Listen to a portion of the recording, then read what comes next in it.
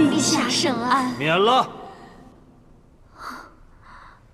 奸恶毒妇之礼，朕受不起。我大汉后宫竟出巫蛊祸乱，今日朕就要拨乱反正，除奸惩恶。太史令，臣在。你等史官负责记载历史，千秋功过，不得含糊。你们就秉持公正，给朕好好记下今日殿中一事一物、一言一行，以存后世，以儆效尤。诺。好，陛下也不召开廷议，就想枉加罪名于功臣身上吗？我倒想看看当今天子如何对待他的亲姑母，又是如何对待有功之臣。太史令，你可要将这些一字不漏地给我记下。想不到姑母还能如此理直气壮，朕倒想听听你口中的是何道理。有功者自有道理。天在看，史鉴在存，只怕你口中的功抵不过你犯下的罪。我功盖9天，何罪不能容？想起先帝在位，上有太子，下有兄弟10数人，若非我运筹帷幄，排除障碍，当今天子又怎能登上帝位？第一功，继承大统，辅主登位。记。好一个辅主登位，可惜有功亦有过。正因窦太主持功跋扈，动辄扰乱宫事，目无君上。第一过，居功压主，视为不忠，给朕记。陛下16岁登基，亲王中多有虎视眈眈、觊觎帝位者，全仗我这个姑母联系亲族，力压诸王，才有陛下的今天。第二功，匡扶幼主，安定社稷，给我记。陛下的祖母窦太皇太后双目不灵，待我这个女儿细心照料，替其分忧。第三功，东宫扶正，为母分忧，记。太皇太后贤德公正，为保你这个女儿，却多次无奈地为你掩饰恶行。瑞吉身死，卫青被抓，都跟你脱不了关系，更别说你在外巧取豪夺，在内干预朝政。太皇太后甘父骂名，都一一亲情宽容。第二过，上母亲御，视为不孝，记。你筹谋毒计，与皇后同谋，为争宠残害嫔妃，又推罪于他人。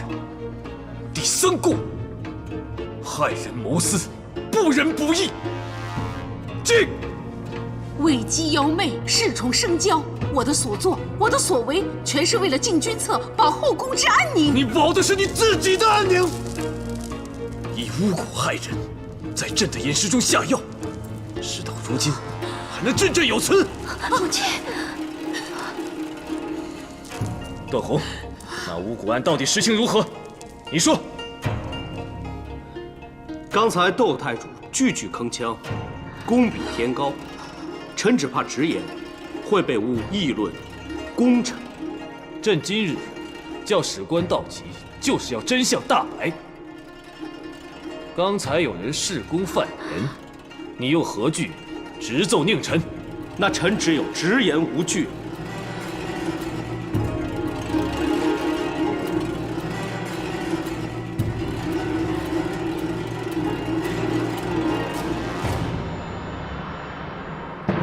窦太主与皇后指使巫女楚服以蛊毒加害魏夫人，令她神志失控。臣斗胆问一句，窦太主，良知何在？可有想过3位公主会因母亲病发而受伤害？那就是谋害皇义的大罪。当日皇上就曾被魏夫人病发失控所伤，那就是谋害天子，大逆不道的死罪。这些全是楚服与仆婢的供词，绝大多数都是说被窦太主及皇后权势所迫，身不由己，罪证确凿。窦太主是否要臣一一在殿上朗读？不忠不孝，不仁不义，你的罪过仅荆楚之竹，犹不能恕，还敢自诩有功，你是功不抵过。太师令，记！这一字不漏的记于石剑之上。好一句功不抵过！就凭陛下所言，我毕竟还是有功的，那就请陛下把我所有的功算到皇后身上，过我一个人当，千错万错，都是我一个人的错。皇后心性单纯，是我这个母亲逼我女儿做出种种犯言逆上之事。母亲，臣甘心伏法，请陛下饶恕皇后死罪啊！母亲，是母亲不好，连累了你，强要你争气争宠，才落到今天如此地步。不是的，你就让母亲为你做最后一件事。陛下，恳请陛下赦免皇后死罪。就算皇后在汤水中下了点药，也只是想留住陛下在身边，对陛下情深一片，绝对没有丝毫谋害之意呀！请陛下念在跟皇后多年夫妻情分之上，别跟朕提情分。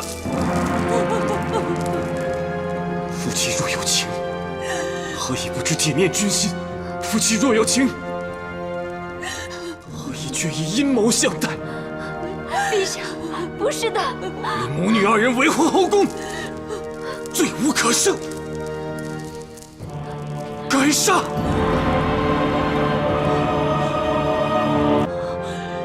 陛下是一国之君，君要沉默，何其容易！只是没料到，你对皇后竟如此绝情啊！绝情！你丧心病狂，加害他人，可有动过恻隐之情？看见他人受苦，只怕还欢颜对饮，庆贺奸谋得逞。你俩也自绝于情这个字。如今死到临头，还跟朕说情，荒唐！来人，把他们押下去！陛下，娇儿所作所为，只为留住君心，只为跟陛下长相厮守，天日可见啊！求陛下收回成命，求陛下收回成命啊！陛下，臣妾知错了，臣妾错了，陛下。陛下！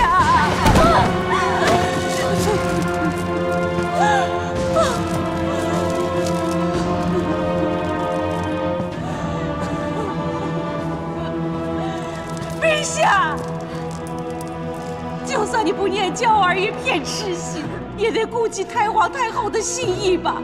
娇儿一直都是太皇太后的心头肉啊！你竟然用已故的祖母来压朕！臣不敢，只是想，陛下不是一向主张尊崇儒道吗？孔夫子有云：“视死如视生，孝之至也。”太皇太后若还在生，见到儿孙相残，帝后反目，她会有多么伤心？饶娇儿死罪，就是为太皇太后尽孝。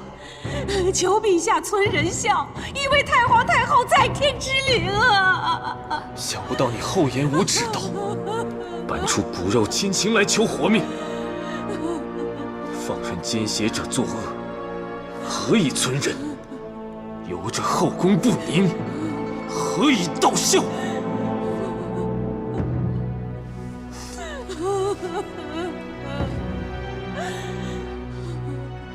陛下，事到如今，臣妾自知罪大，不奢望陛下饶恕，但有一事，还求陛下成全。什么事？求陛下让臣妾临死之前见魏夫人一面。陛下当初一句“有你就够”，欺骗了臣妾。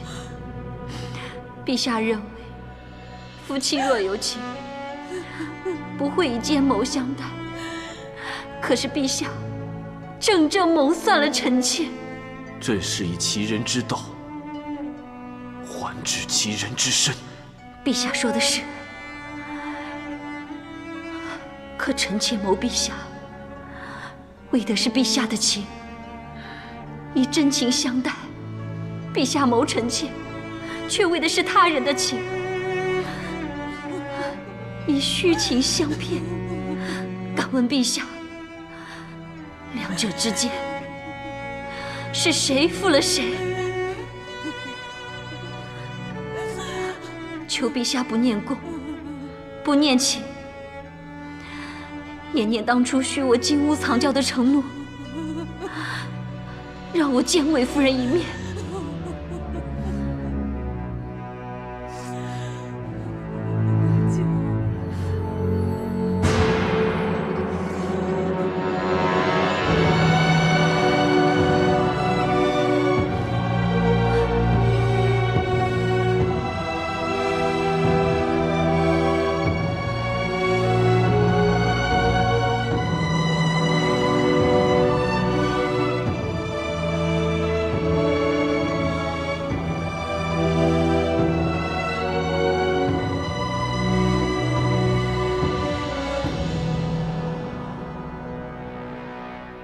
皇后万福。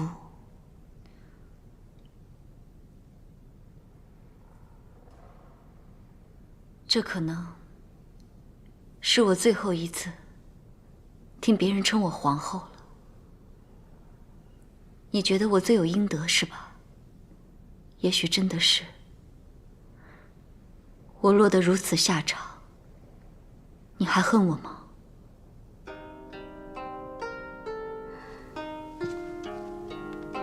其实臣妾对皇后从没有恨，只是不能不怨。臣妾自入宫以来，一直谦卑礼敬，不争不斗，却仍遭受巫蛊之害，险些丢了性命，让3个孩子失去母亲。臣妾只怨皇后愤恨太重，遮盖了本性。其实，你我之间的怨恨，不再愤恨太重，而是爱得太深。我怎能容忍要得到夫君的宠爱，就要先善待他的宠妃？我自小与皇上青梅竹马，却眼睁睁地看着他离我越来越远。这种无奈，你又怎能理解？一切皆已成空，想不到，身为后宫之首，大汉皇后，居然连自己的命运都掌握不了。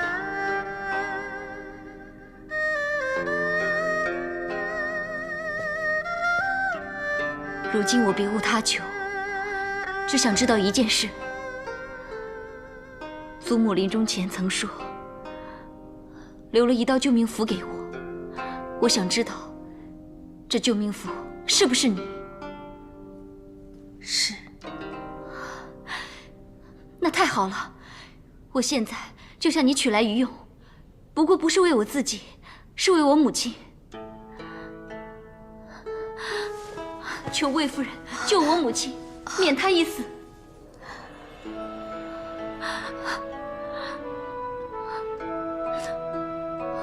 我陈娇这一生，除了皇上，还有皇祖母，不曾求过其他人。但今日为救母亲，我愿向魏夫人长跪不起。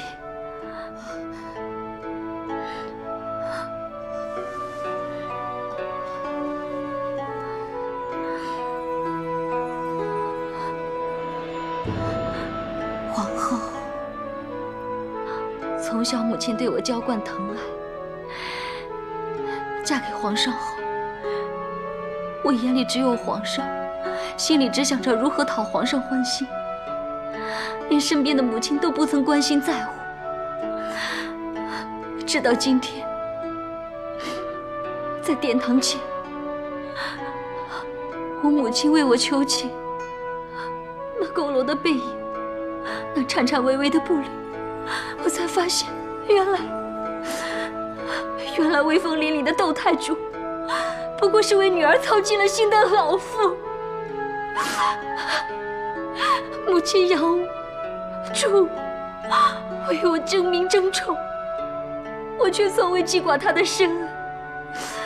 相反，母亲却为了让我逃脱死罪，自揽罪责，归附待定，一心求死。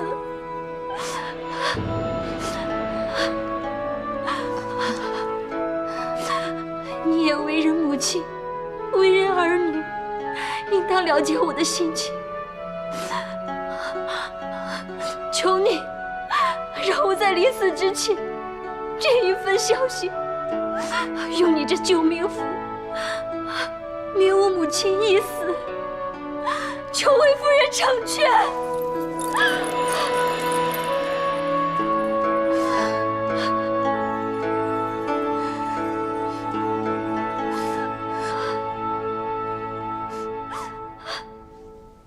万万不可！天作孽犹可恕，自作孽不可活。休想让朕开恩赦免！陛下，一个是陛下姑母，一个是陛下的正妻啊。姑母，正妻。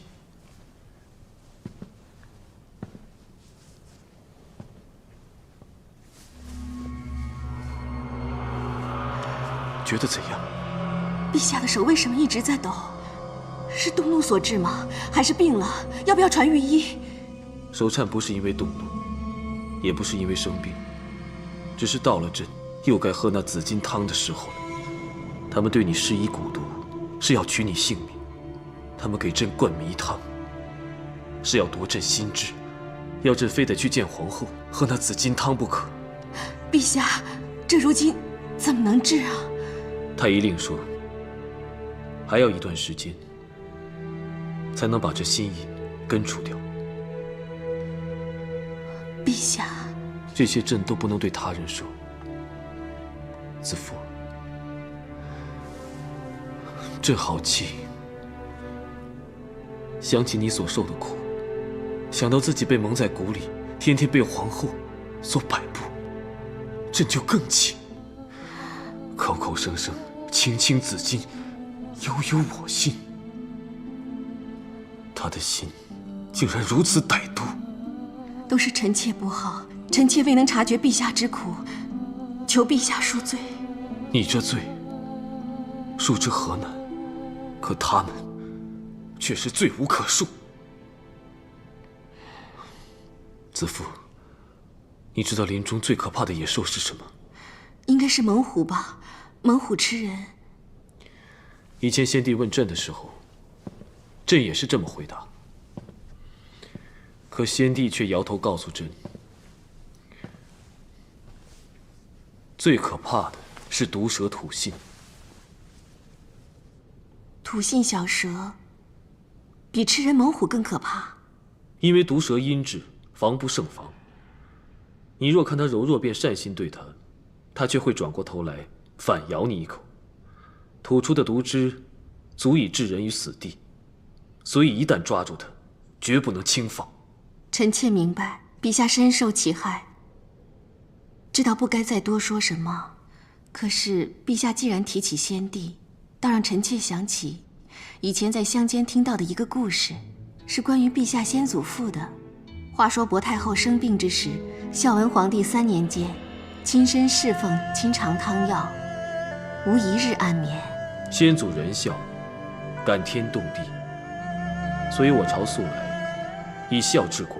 皇后跪求臣妾，并非为自己求情，而是为母亲求生。臣妾深受感动。臣妾代为求情，不关乎对与错、罪与罚，说的只是一个孝字。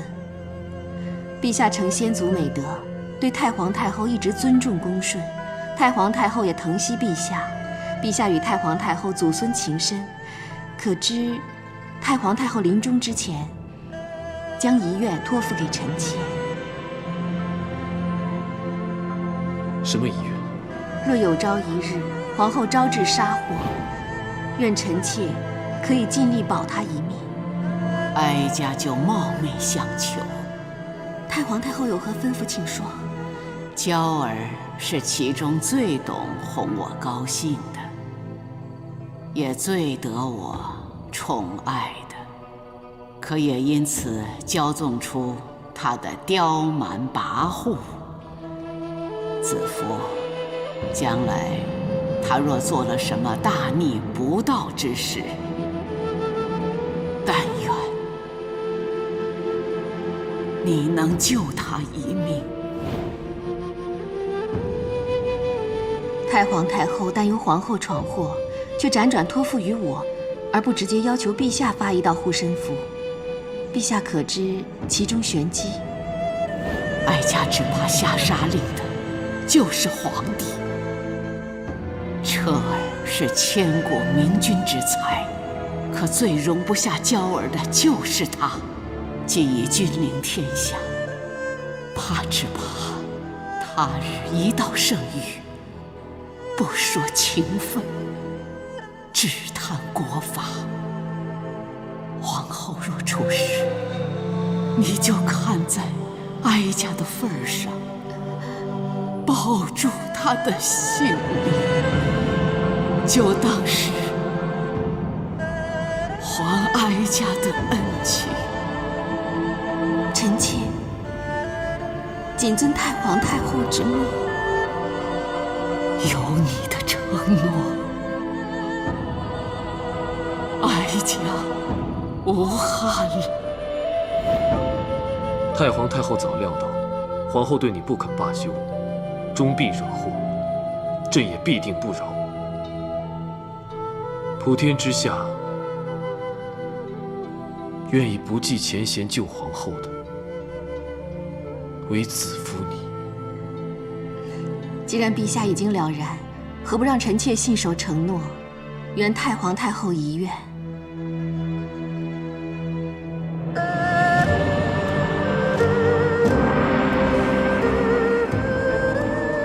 陛下，大汉崇孝，因孝存则家和，家和而国兴。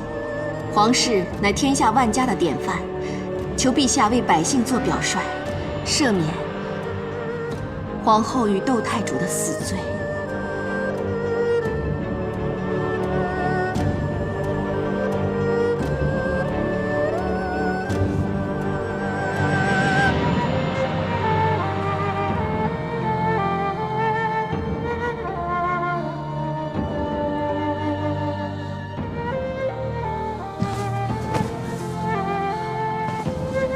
圣旨到。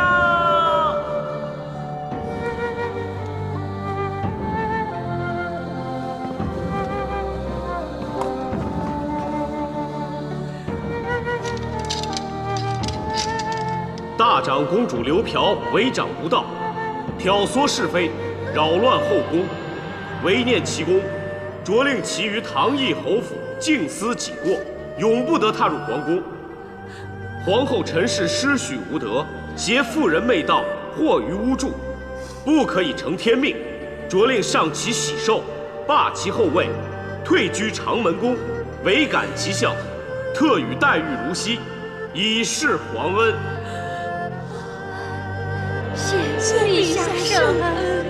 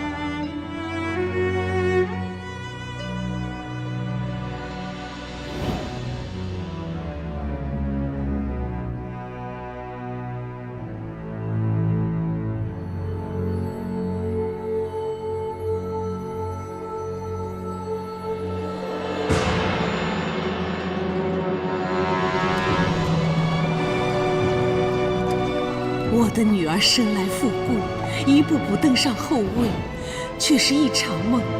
而那座檐牙耸峙、藏风聚气的长门园，我亲手献给皇上的礼物，何曾想到，却变成了关进我女儿的牢笼。能保住母亲性命，已属万幸。如今，连我也可以免于死罪，那更是恩赐。别无他求，只是今后一个关在宫外进不来，一个锁在宫内出不去，恐怕往后我们再难相见了。进宫高墙，远离尘嚣，且行且思，唯念母意。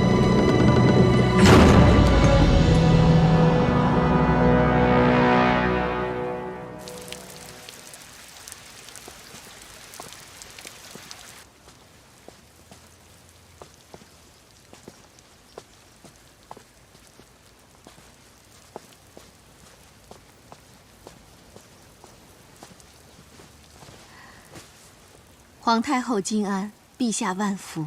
免礼了。谢皇太后。魏夫人前些日子在皇帝面前慷慨陈词，一心为陈娇母女求情。臣妾只希望后宫风波早日平息，才有感而发。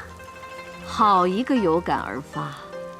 他们母女二人先前对你多番陷害，你却能以德报怨，真是贤德兼备啊！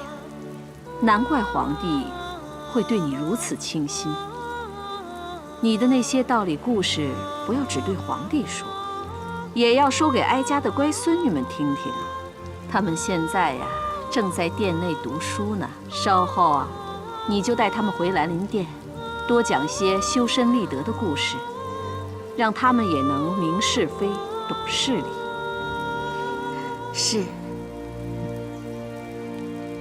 臣妾明日再送他们回来。魏夫人，你没听清楚吗？母后的意思是，往后就让亲母来照顾3个孩子。真的吗？你的女儿们每天都想着你，念着你，以后有你管教他们，哀家很放心。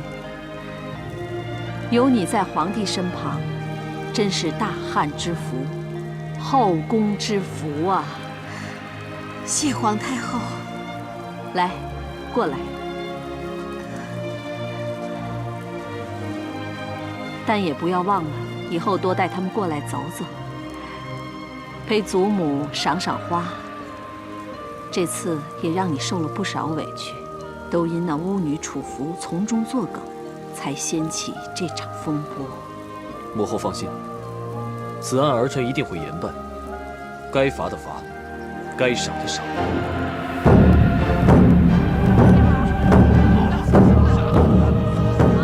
巫蛊之案终于告一段落，真凶落网，主谋认罪，后宫恢复安宁。段宏、张汤奔走纠察，功不可没。朕即日封段宏为郎中令，统帅禁卫；张汤为太中大夫，定诛律令。着令段宏直指，张汤辅之，监斩巫蛊祸首楚服。巫女楚服妖惑咒诅，煽动内宫，大逆无道，恶行昭昭，罪不可赦，特处以腰斩，尝极刑之痛，再选手于世，以儆效尤。时辰已到，行刑！不要！不要！不要！不要抓我！不要抓我！我怕疼！不要抓我！我怕疼！放了我吧！放了我！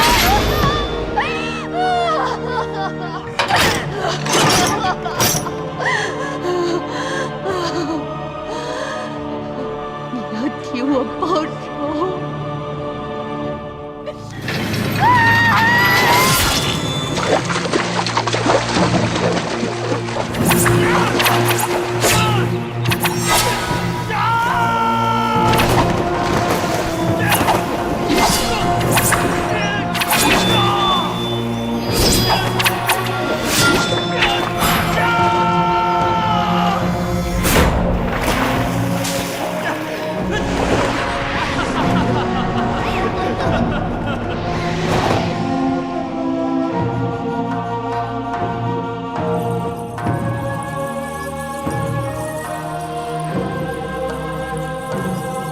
特处以腰斩，尝极刑之痛。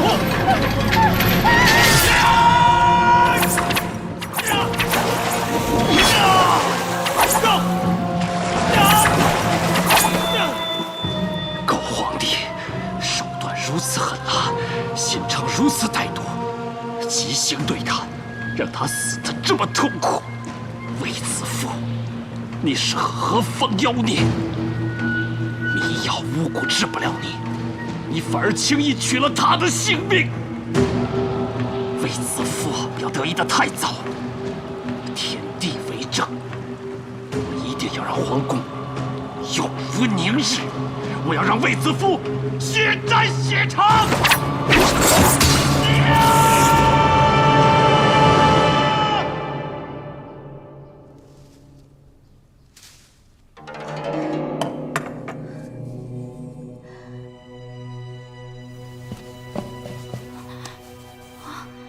子夫，你这2天总是心神不宁的，是不是病了？还是回去休息吧。我没事。姐姐，大哥生病了，大哥现在怎么样？现在躺在我们故居的小屋里。大夫说，大限将至。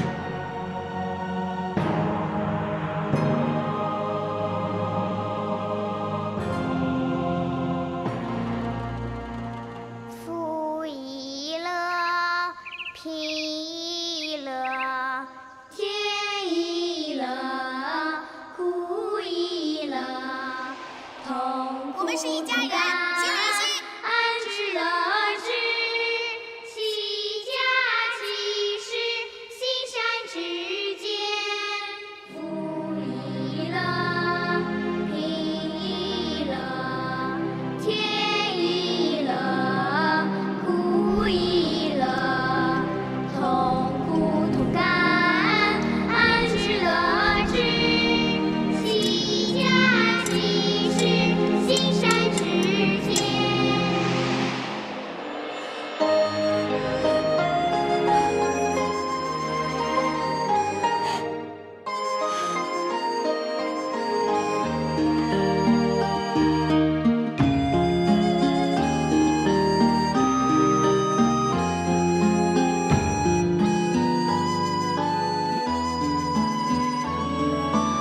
夫亦乐，平亦乐，天亦乐，苦亦乐，痛苦同甘，安之乐之，齐家齐事，心善之间。夫亦乐，平亦乐，天亦乐，苦亦乐，痛苦同甘，安之乐之，齐家齐事，心善之间。齐家齐事，心善之间。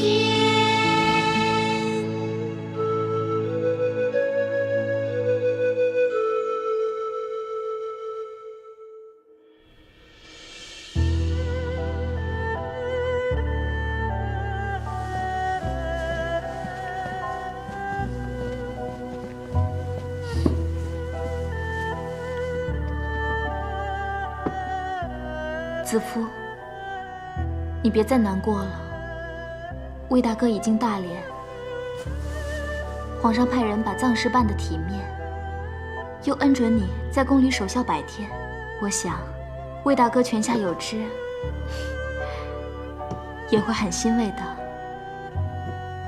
今天祭礼过后，你也节哀吧。逝者已矣，这我明白，你不用担心。那就好了。明月，你怎么了？明玉的好姐妹，无辜被抓到报室审问，她一直在担心她。是怎么回事？还不是为了那个巫蛊案，到现在还有人被牵连，有人被抓，被用刑恫吓，供出一堆人，就又有一堆人被抓，不知何时才能结案。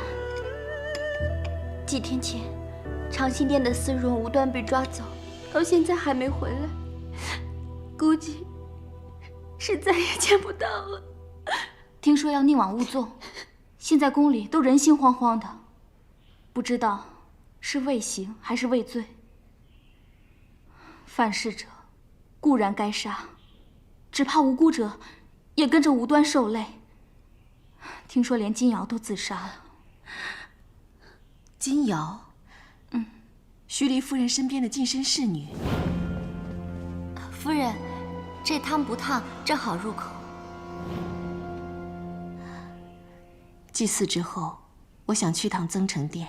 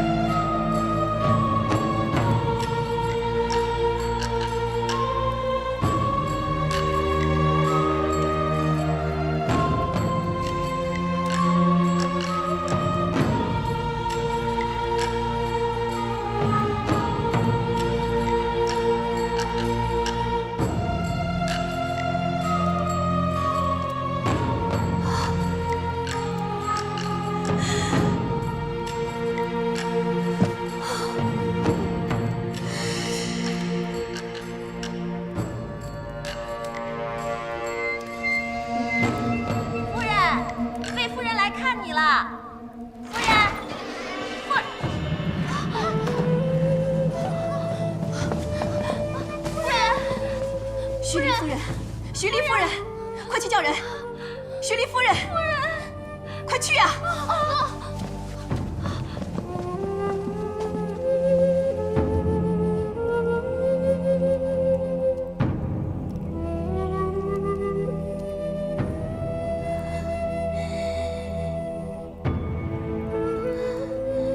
你为何还要救我呢？你可知道，我罪孽深重，我该死。为虎作伥，非我所愿，但我无可奈何。我绝不会这样谋害魏夫人。皇后是后宫之首，权比皇上，但要我去害人，恕难从命。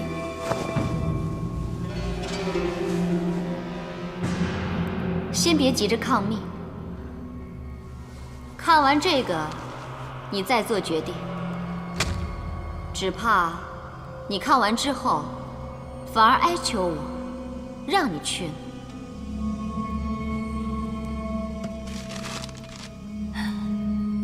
县令徐黎光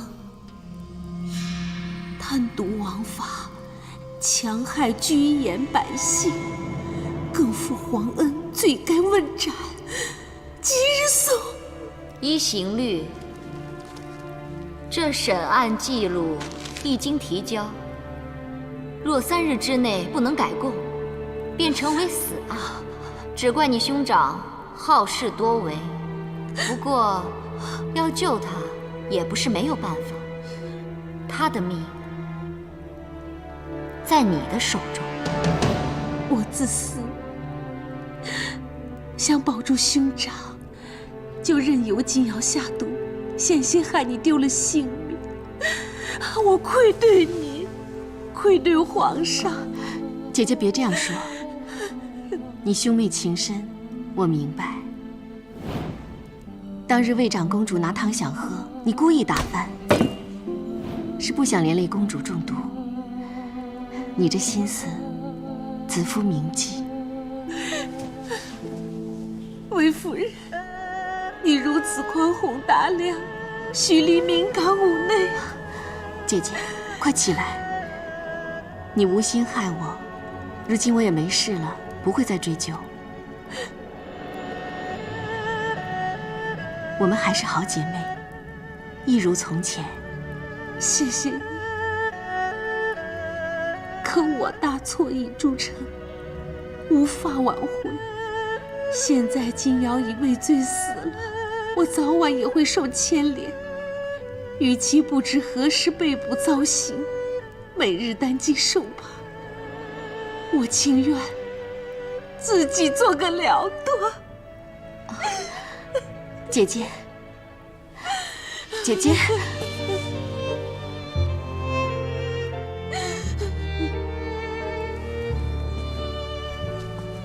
如画江山，壮哉；天籁之音，妙哉；与君同游，乐哉；神仙眷侣。聪明的子夫，你至少可以接上一句“快哉”吧？的确快哉，与陛下神仙眷属，但此时却有很多人惶惶不可终日。哀哉！你我相约同游，朕一心想着与你畅游解忧，却原来你另有盘算。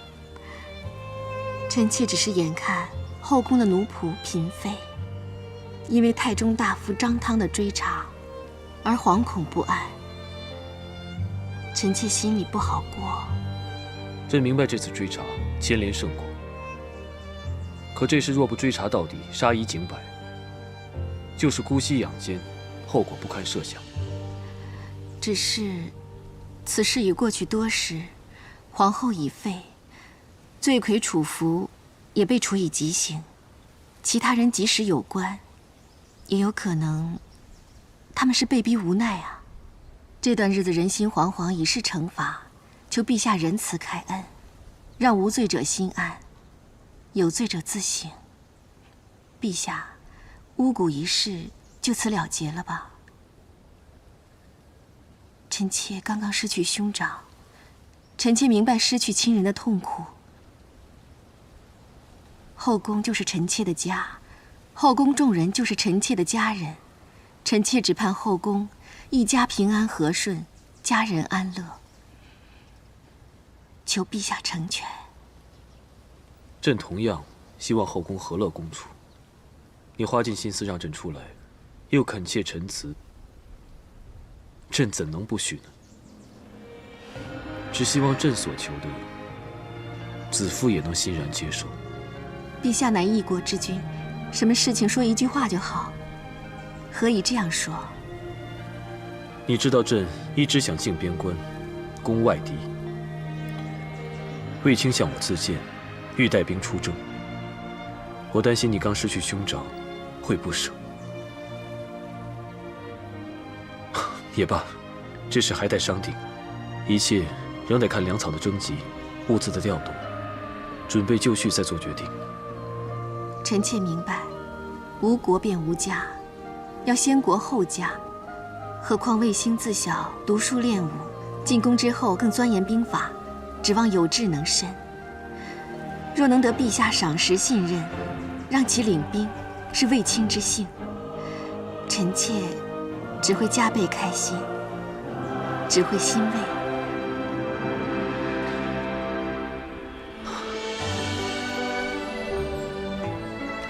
好，朕果然没有看错你，也同样不会看错卫青。你放心，卫青将来一定驰骋大梦，名垂青史。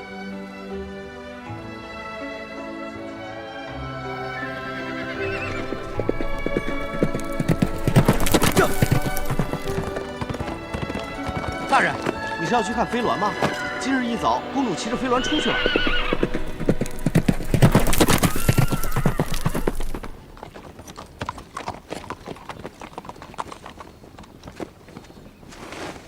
公主。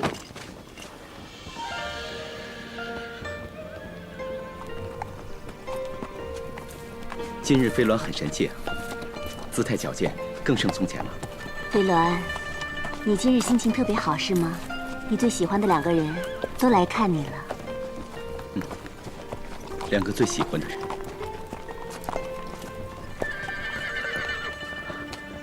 2个最喜欢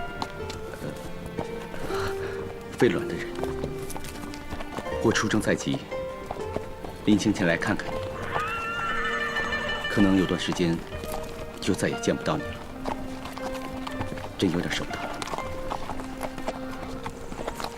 这是建功立业的大好机会，磨砺多年，就待此刻。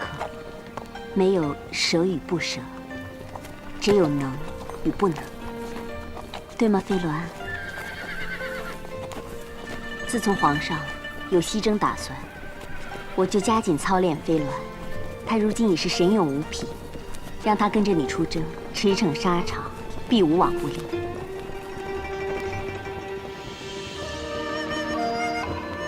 飞鸾，你留下来陪公主，好吗？不可，外敌凶悍，多年交战，大汉往往损兵折将，败多胜少，有他伴你出征，我才安心。战场凶险，刀剑无情。飞鸾是公主最喜爱的，理应在公主身边，我才安心。若是想要让我安心，你就听好，既然答应过我，唯我牛马，就要保命回来。臣定不负公主厚望，凯旋归来，绝不食言。绝不食言。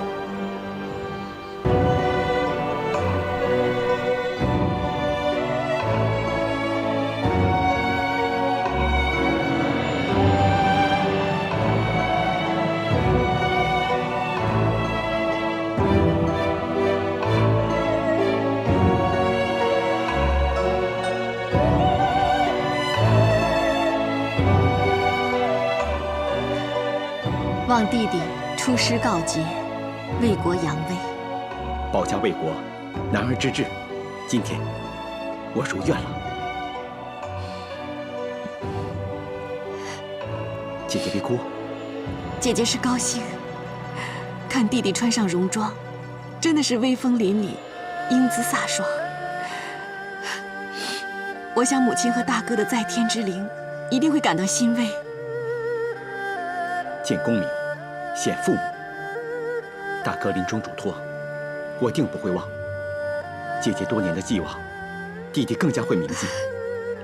此次出征，我一定会竭尽全力退敌寇，安边患，振我大汉雄威。弟弟，出征要万事小心，毕竟战场凶险。姐姐放心，我一定回来陪3个外甥女玩囚车。是4个。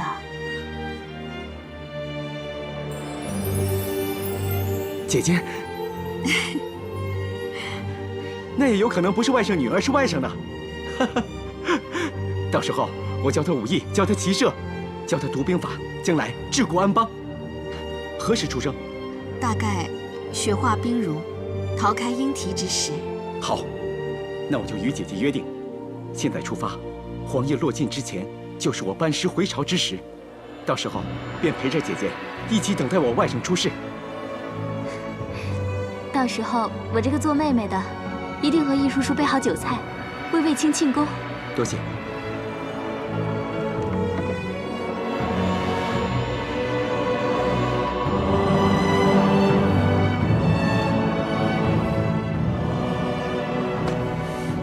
你要乖乖的啊，到时候舅父一定会平平安安的回来看你啊，啊！姐姐。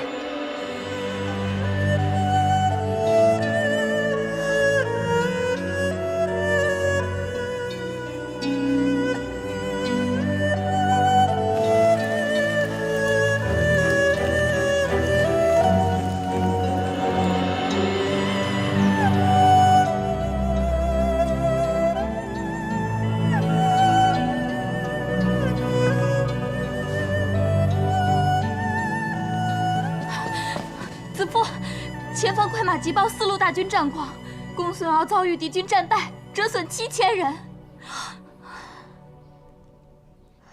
卫青一定会没事的。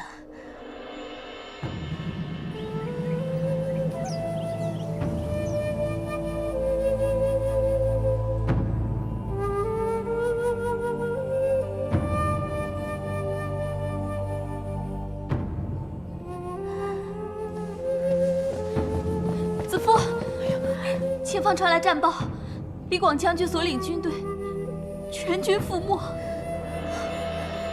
那有卫青的消息吗？这李广、公孙敖、公孙贺加上卫青，4路大军现在已折损2路。哎呀，连李将军这样久经沙场的老将都全军覆没，那第一次带兵的卫青岂不……母亲，子夫你放心，我是乌鸦嘴，说什么都不灵的，卫青一定会平安无事的。你别担心，先顾好自己的身子。快秋尽冬来了，你还是常常大汗淋漓的，怀着孩子反而体轻消瘦，我真担心你啊。子父，喜娘说的对啊，你这次怀胎异于往常，切莫忧思过度啊。是胎儿有什么问题吗？你但说无妨。哦，夫人无需忧虑，有些妇人呢怀孕之后都会出现这种症状，所以，是什么病？夫人患的是消渴症。消渴症。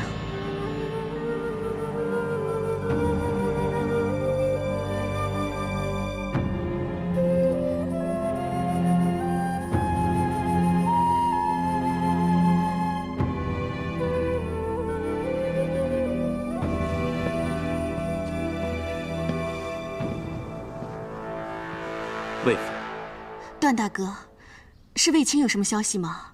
暂时还没有。我还以为，我很担心他。卫青神勇无比，不比常人，他必能战胜而归。我担心的倒是你。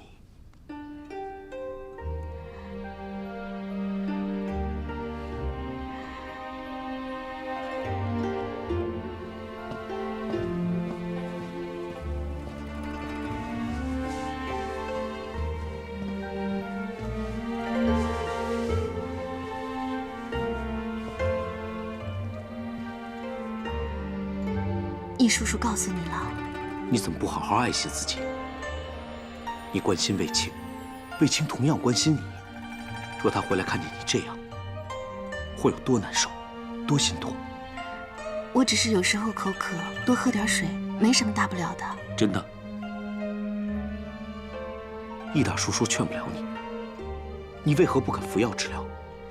那些汤药虽能助肾气，可是会伤害胎儿。易大叔说，若不治疗，腹中孩儿见长，病况会越见恶化，气血消弱，阳亢晕眩，甚至风邪入颅，轻则祸延半生，重则命危不治。这只是推断，只要注意饮食，心气平顺，我和孩子都会没事的。再说，有易叔叔在，他可以借助食疗来帮我补肾。若易大叔能保你周全，就不会向我唉声叹气了。可是身为母亲，明知治病汤药会影响胎儿，甚至滑胎，我怎能为了自保而罔顾孩儿的性命？可是作为你的兄长，我也不能眼睁睁看着你以性命犯险。子夫坚信，心善之间必得天佑。我会没事，孩子会没事。卫青答应过我，他会回来，他也会没事。段大哥不必再劝我，我心意已决。我知道我劝不了你，但我也不能任由你自作主张。段大哥，你想怎么样？禀告皇上，求段大哥不要，我实在期望自己的孩子出生，与他共聚天伦。我知道，但是为了你的安危，恕难从命。段大哥，求你有我吧。你不曾为人父母，你怎么会了解我的心情？或许我不明白你作为母亲的心情，但皇上定能明白作为父亲的感受。这件事由他来定夺，最合适。不，要我跪下来求你吗？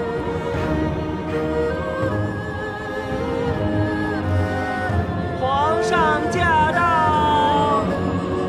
段大哥，我求你，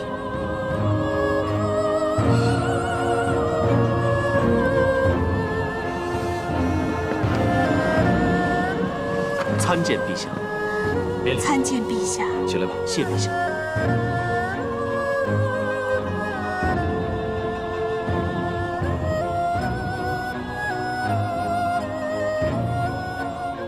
卫青寻访未获之事，已告知夫人吗？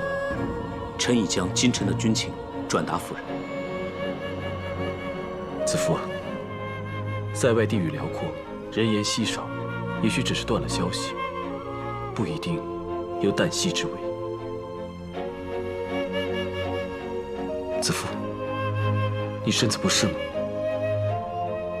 宣太医令来。啊，不用了。臣妾只是忧心，没有生病，就不劳烦太医令了。可你频频渗汗，长热而抖，不像没事。臣妾只是心中焦灼，忧心难解。陛下，方才臣向魏夫人提及卫青一事，夫人既不安失神，恐怕现在需要的并非御医诊治，而是心药。你只管安心，朕不会看错人。卫青武艺过人，胸怀谋略，一定能平安回来。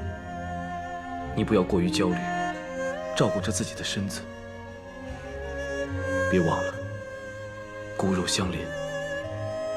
陛下说得对，母亲与胎儿血脉相连，夫人当竭力静心凝神，以保康泰。谢谢段大哥关心，陛下就放心吧，臣妾答应陛下，一定会好好安胎，为汉室再添个健康的孩子。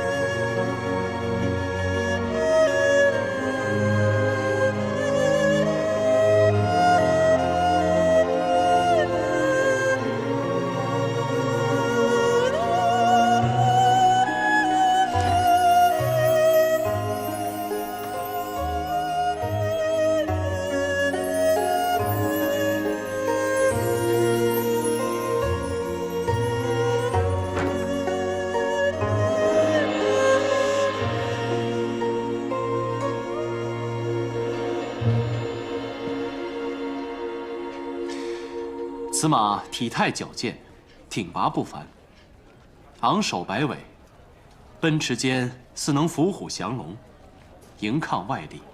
昂首似嘶鸣，摆尾似挣脱，倒像是要拼力相搏，飞出困厄。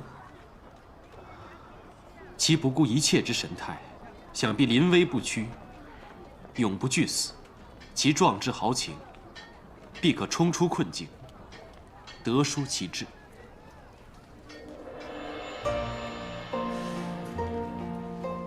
母亲，香儿，公主，这是小君侯挑选的玉具。难道是平阳公主？冒犯冒犯，鄙人乃汝阴侯夏侯颇。素闻汝阴侯文采富瞻，果然不假。公主过誉了。母亲，孩儿可以要这个吗？香儿最近勤读诗书，母亲就送你以作嘉勉。谢母亲。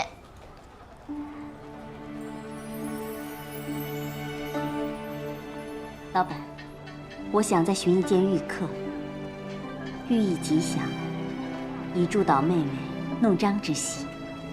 诺。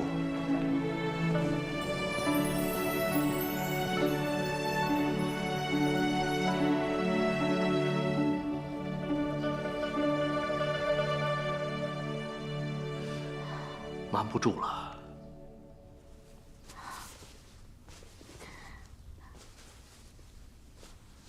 孩子还有3个月就要出生了，能瞒多久是多久吧。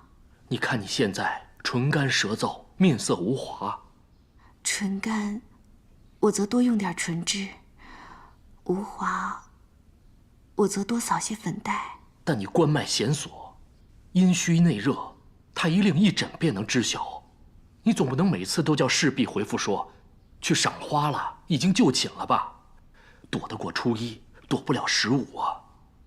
子夫，卫青他终于有消息了，原来他是去伏击外敌，现在派人传回军情，说会乘胜追击，是捷报。太好了，易叔叔，我之前就对段大哥说过，相信心善之间，必得天佑。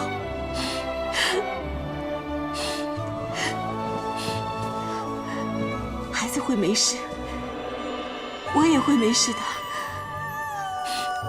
卫青答应过我，他会回来看我的孩子，卫青也不会有事。卫青这喜讯是上天给我最好的印证，我知道我一定能把孩子生下来，看着他健健康康的成长，易叔叔，我一定能做得到。你这份信心和毅力，最好也能打动皇上，否则中间若出现差错，我怕他接受不了。易叔叔，我知道你精晓卜卦。你想占卜？不，我想要一个上吉之相。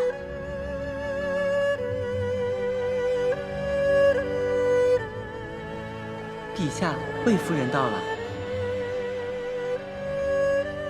子夫进来。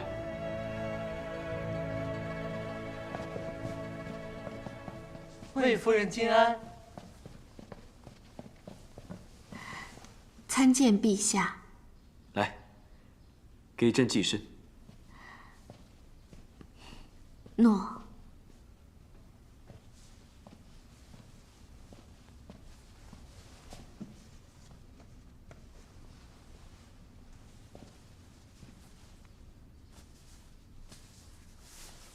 记得朕说过，但愿每天让你帮朕祭身吗？臣妾记得，得慕圣恩，已是上天宠眷，从不敢有此奢望。朕刚下朝，正想去兰陵殿，你就来了。臣妾闻得今日卫青的消息，心头大石中落，本想来谢恩，但陛下朝事繁忙，不敢打扰。边关军情瞬息万变，朕的确是劳心竭力。幸得有喜报，战况大好，朕才松了口气。想必你也放心不少吧？无论何时何事，能与陛下相依，臣妾已觉安心。说得好，那你记住，以后朕就是你的倚仗，无论何时何事，都不用害怕。因为陛下是我的倚仗，所以就不用害怕。当然。那臣妾有一事相求。怪不得今天嘴特别甜呢，原来是有事要求。好吧，你说什么朕都答应。真的什么都答应？你今天的问题怎么这么多？是，你说什么朕都答应。臣妾只希望，把孩子生下来之前，不以药物医治臣妾的病，以免影响胎儿。你说什么？你的病？你患什么病？还不要医治？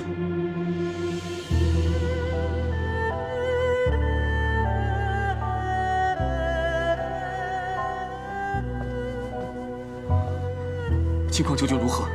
启奏陛下，妊娠消渴症，分上消、中消、下消。说关键，从魏夫人脉象来看，已经到了中宵，随时怎样？随时可成下宵之症，阳亢难降，晕眩频生。若风邪入炉，恐有性命之忧啊！你身为御医之首，怎会现在才知？臣。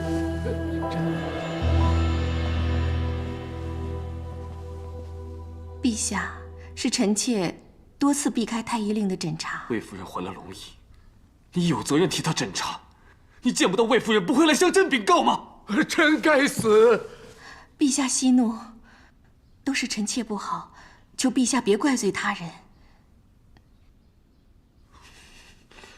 朕要你们马上想出救治之法，保魏夫人周全。回陛下，救治此病之药或对龙缨不利呀。那就有其他药。魏夫人此病言于怀孕，要治病，得牺牲龙缨呀。不可！你早就知道，所以才一直隐瞒朕。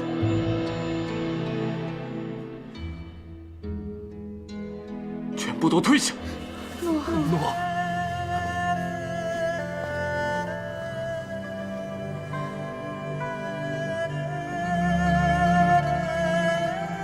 陛下，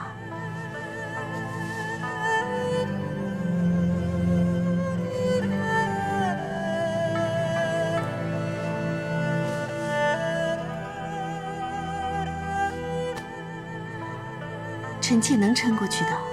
你没听见太医令怎么说吗？要不就……臣妾要这个孩子。孩子我们以后还会有，可你的身子……陛下。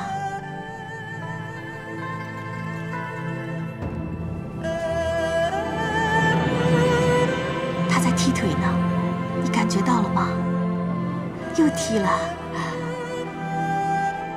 他是在求生啊。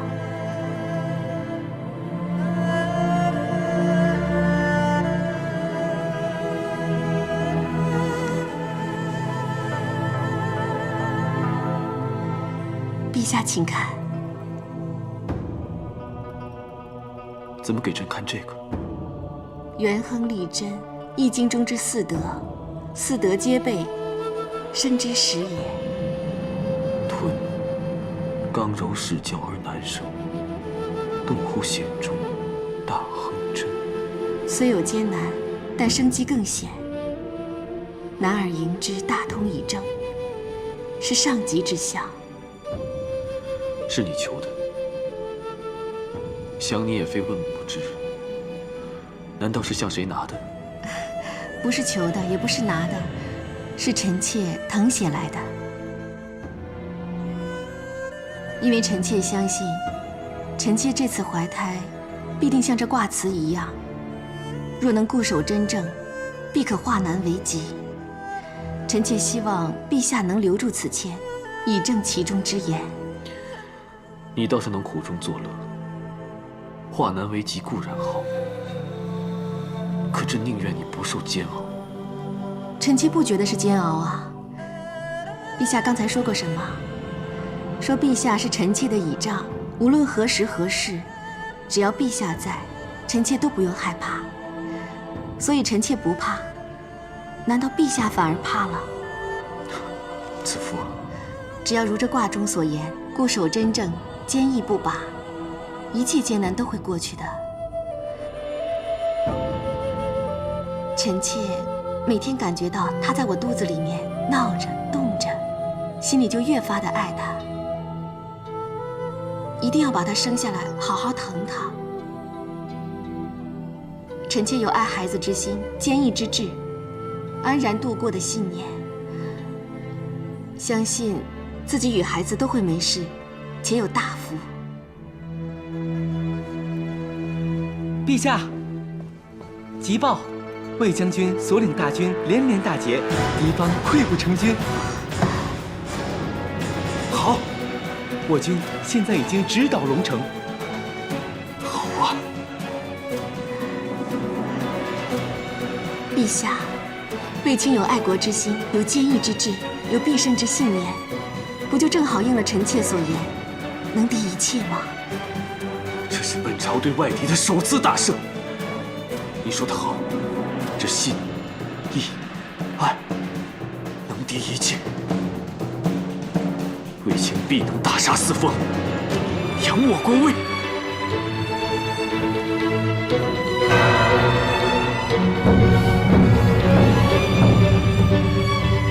臣车骑将军卫青，率外骑抵龙城，斩杀外敌700人，缴获各式刀斧剑簇。好，掠夺这些兵器，对于改良我军装备大大有利。卫青，这次你深入敌穴，大胜而回，朕定要好好赏你。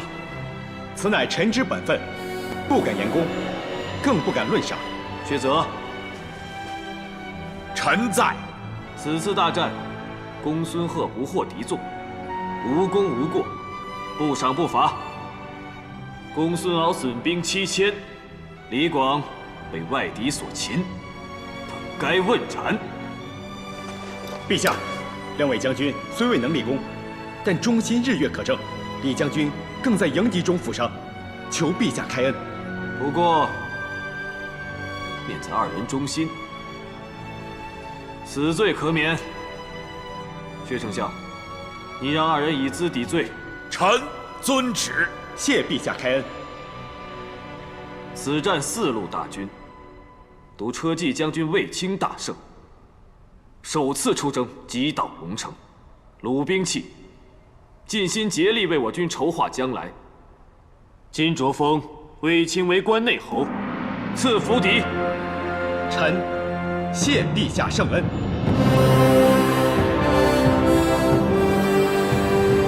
子夫，今晚家宴的食材酱料，易叔叔已在准备。明月和巧巧都在配殿设席案备餐具呢。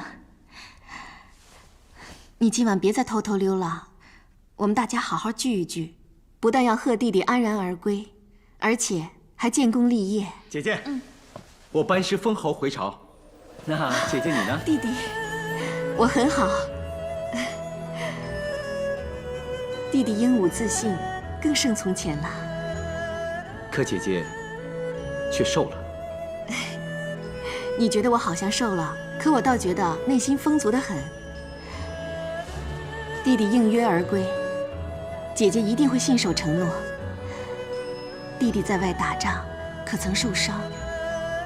可曾经历生死？我却曾受伤，也经历过生死。可是，想着长安城里有我想见的亲人，想着对他们的承诺，想着他们在等我就熬过来了。我与你一样，想着关心我的亲人，想着还有3个孩子等着我去照顾，想着弟弟还要回来看外甥出生，我就能撑过去。姐姐坚毅又善良，一定可以撑得过去的。沈家，以后姐姐要是强撑着，记得要告诉我。我去厨房帮易叔叔忙。沈家真是我的好姐妹，有她陪着，我万事皆安。有一次我晕倒，沈家她以身护我，还弄伤了。那我应该好好谢谢她呀。你是知道的，沈家不是什么要报仇的人。你此次战胜归来，还得皇上封侯赐府，我想，母亲和大哥泉下有知，一定会得到安慰。你也是时候该考虑成家立室的事了。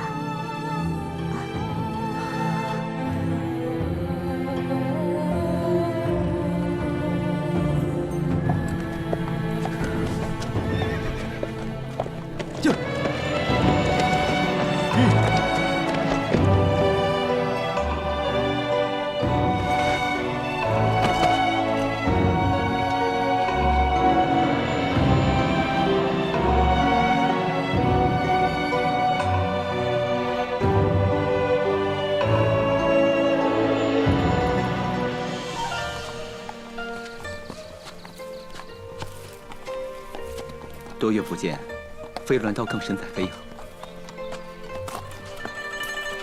魏将军也不遑多让，首战就能得胜，真是智勇双全。假以时日，一定能出将入相，位极人臣。有魏将军在，真乃我大汉之福。能得皇上和公主如此的信任，臣自当是竭尽全力报效朝廷。那就好，不枉皇上对你器重多年，也是为了报效公主提携之恩。我离开这段日子，飞鸾有没有好好照顾自己啊？飞鸾的生活一如往常，可能是见不到你，心里面总有些担心。可能是怕你沙场凶险，征人难再见。飞鸾多虑了，臣答应过公主，定会凯旋而归，绝不食言。话虽如此，但将军曾施音讯，大概飞鸾也以为凶多吉少。我则不禁懊悔，如果当日我能够坚持让飞鸾陪你出征作战，也许能更添将军的神勇，化危为安。其实助我转危为安的，不是飞鸾，而是公主你。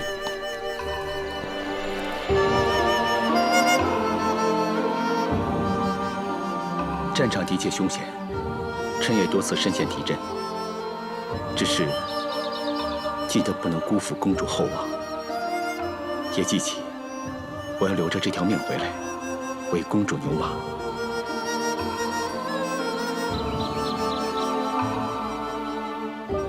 就是为了留下性命回来，为牛为马，臣才可以重燃斗志，杀出重围。要不是公主，臣可能早就成了荒漠孤魂，更遑论有今日首战功成了。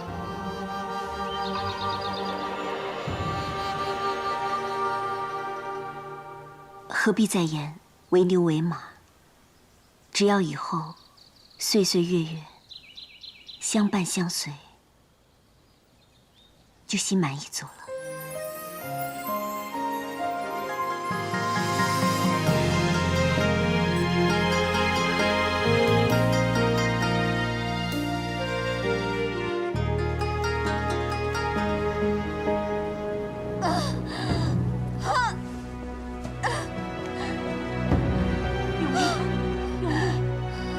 进到热水里待用，快！用力！快点！用力呀！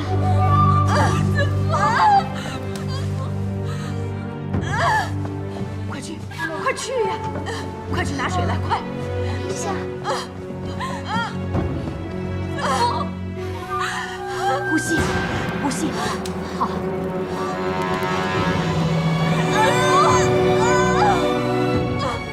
用力，再用力，用力，用力啊！呼吸，用力，好，再用力。易大叔，再用力。你看农化县为宜。魏夫人患病以来，从未用药治疗，已达下效。此时生产，对她来说，怕是太难。不，姐姐向来坚毅过人，用力呀！一定不会有事的。陛下，陛下，魏夫人恐怕要难产了。若胎儿再不顺利出生，魏夫人跟胎儿恐怕都难保。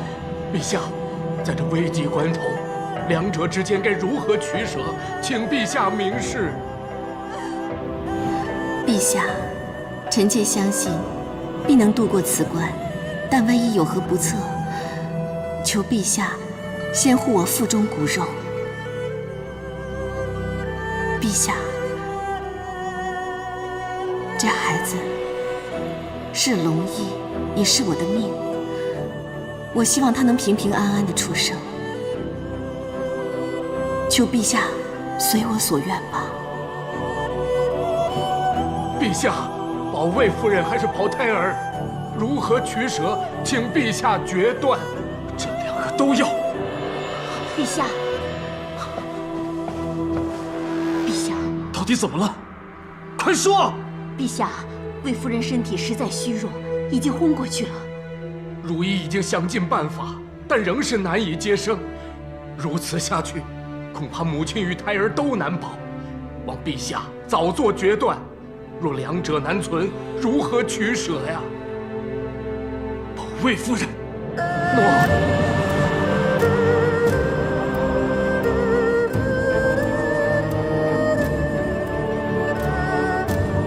大汉历代先祖，求保魏夫人渡过此关，母子平安。期盼施恩的得福果，必得的成必业。魏夫人再无灾劫，将来母慈子孝。你们听，鼓声，是鼓声，是鼓声啊！终于还是生了，果然是得福果了。谢谢大汉先祖，拜见皇太后，恭贺皇太后。免了，免了。恭喜皇太后，小皇子聪明懂事，一知道祖母来看他就不哭了。孙儿果然跟他父皇一样的英气，将来也一定会像他父皇一样，文德武功，成为一代明君啊！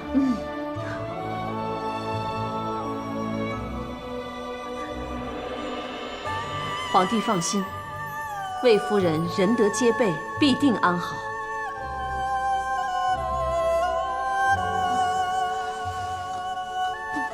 子父，谢皇太后。子父，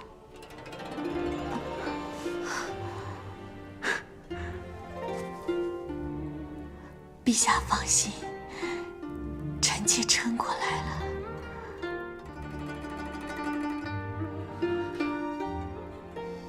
谢谢你以性命相搏，为朕诞下皇子。是皇子，是托皇太后和陛下的福。朕终于有一个皇子了。朕要全天下同庆。白民，在。命太史令拟圣旨，赦天下。再传朕口谕，叫东方朔书梅柱，告慰先祖。诺，贺陛下大喜。贺陛下大喜！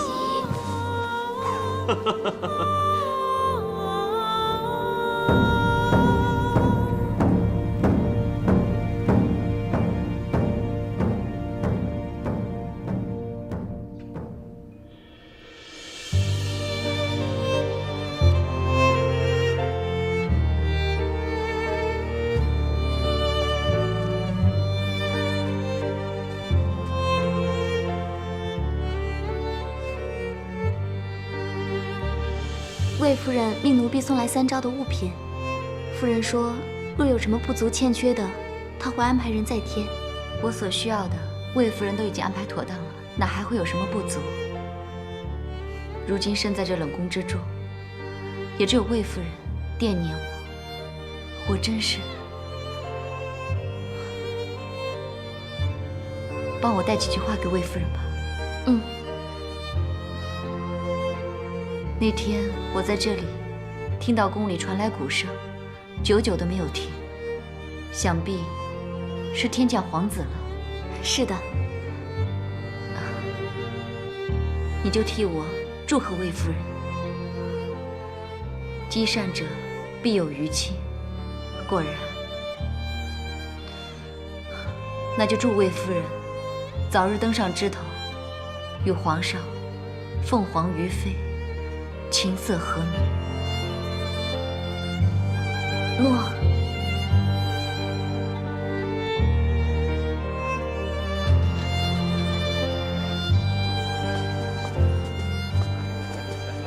魏将军，段大哥，公孙兄，魏兄弟，你首次出战即骁勇无匹，而我却本应出战，多亏有你，助我以资抵罪。魏兄弟的恩德，我不会忘记。公孙大哥曾经救我于危难，我们本来就是出生入死的好兄弟，何须此言？请。魏将军，真是仁德谦和呀！听闻魏将军在战场上身先士卒，却谦让功劳，令军士同得功勋，贤名远播。今日一见，果然名不虚传。请问足下使？在下汝阴侯夏侯坡，刚来长安，就听闻将军迁入御赐府邸，特来祝贺。亲见其人，果真叫人敬佩啊！不敢当，不敢当。平阳公主到。参见平阳公主。公主亲民，臣无以言谢。将军客气了。将军出战告捷，扬我汉室威名，理应来恭贺。打开来看看。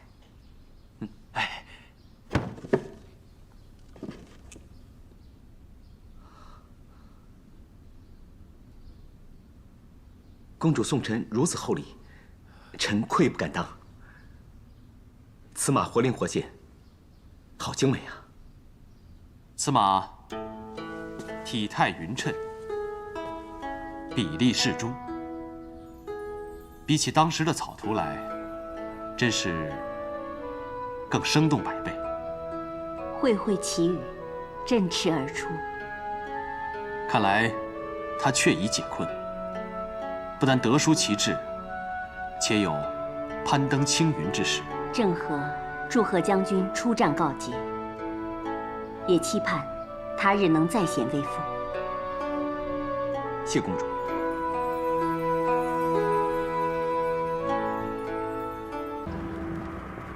魏将军到。皇太后万福。魏将军不必多礼。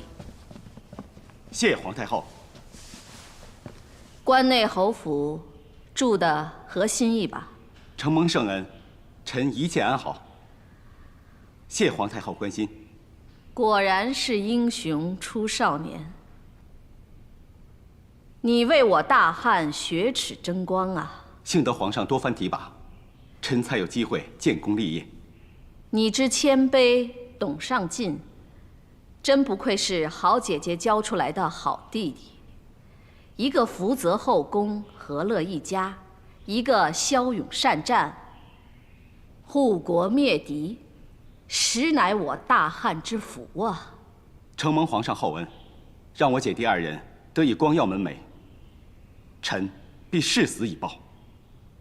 谦卑之余又知感恩，好。不过这礼数方面，你们姐弟二人已今非昔比，你手握兵权，魏夫人亦离后位不远。今后你们不得不谨言慎行，不然……想必皇太后担心的是坊间关于臣和平阳公主的流言，但臣保证，与公主绝无苟且之事，请皇太后放心。这个哀家当然放心。哀家还会不相信自己的女儿吗？可是平阳侯病逝的时候，坊间已有流言说你与平阳有染。如今流言更甚，竟指平阳要与你结亲，是想联合你与魏夫人在朝中宫中的两方势力，意欲谋反。皇太后，这简直是无中生有。公主真心实意为皇上分忧，怎么可能与臣勾结，意图不轨？这简直是荒唐！行于众人前，众人必议之。谣言不实，也能辨真。各方诸侯早就虎视眈眈，若有人以公主勾结外戚，图为谋权做借口，一生进军侧，群起入京，又是一场诸王内乱了。你明白吗？加上外敌刚刚战败，必会伺机报复。这时候内外失据，大旱示威，哀家的平阳公主岂不成了千古罪人了？平阳先献子夫，后又举荐女，若一个生子封后，另一个建功封侯，还与他这个公主联姻，不正中了坊间说他统后宫、掌兵权的谣言吗？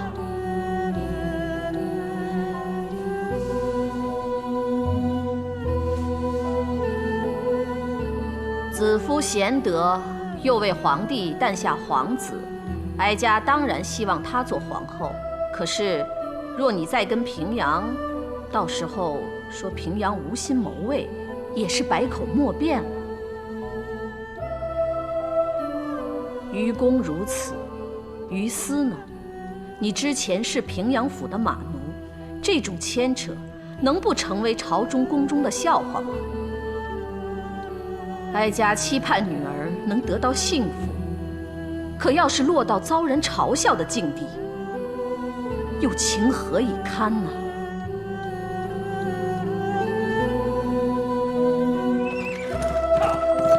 若有人以公主勾结外戚、图为谋权做借口，哀家的平阳公主岂不成了千古罪人？你之前是平阳府的马奴，能不成为朝中宫中的笑话？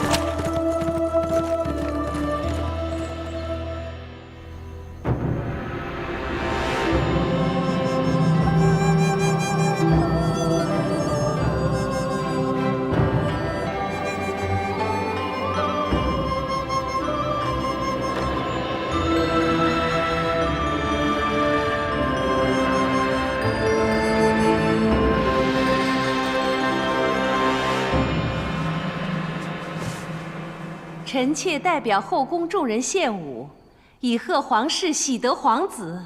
平身。好，这个皇子来的真是时候，我大汉真是喜事连连呐！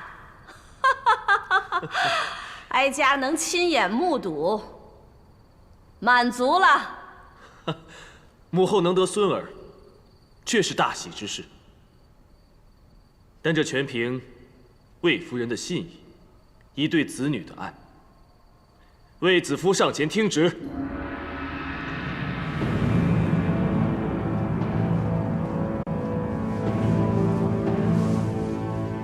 魏子夫慧齿兰心，和睦恭维，婉顺贤良，延绵皇嗣，懿德嘉行，足以母仪天下。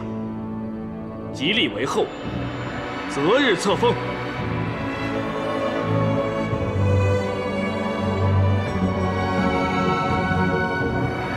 谢皇太后，谢陛下隆恩。平身。谢皇太后。恭喜魏夫人册立为后，祝陛下和魏夫人日月长存，福佑天地。恭喜母后陛下喜得贤后，魏夫人可喜可贺。姐姐贤淑温厚，弟弟智勇仁德，魏家可谓一门双杰。多谢公主夸赞。段宏，臣在。段宏是朕的重臣，又与你有兄妹之谊，这次的册封大典就交与段宏筹办吧。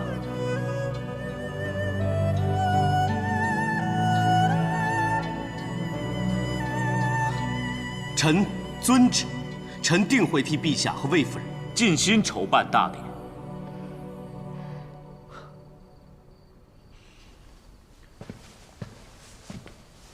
陛下，臣有事请奏。要奏何事？臣想请陛下为臣赐婚。关内侯英伟，理应配佳人。快说，心中佳偶是谁？朕必赐婚。臣心中的人是与我姐姐相伴扶持的沈家。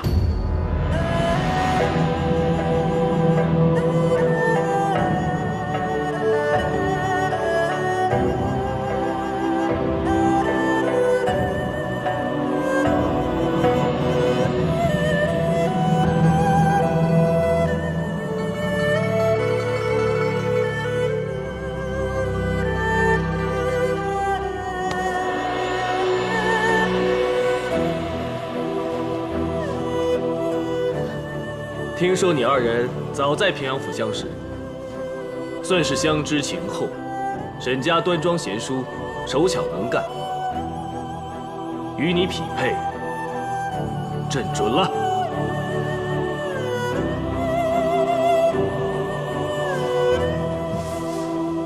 陈卫青，奴婢沈家，谢陛下圣恩。平身。恭喜魏将军，恭喜魏夫人。 喜上加喜，多谢大家的祝福。